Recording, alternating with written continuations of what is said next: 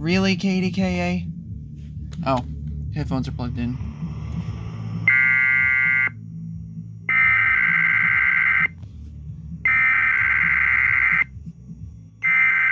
Yeah, that's correct, 8:57.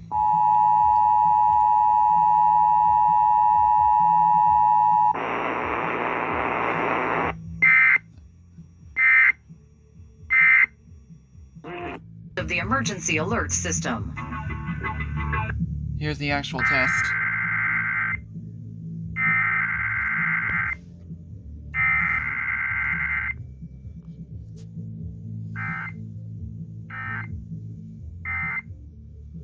Its emergency alert system equipment. The EAS will provide timely emergency warnings. This station serves the Pittsburgh extended operational area. This concludes this emergency alert system test. I didn't have to rewind that time, actually.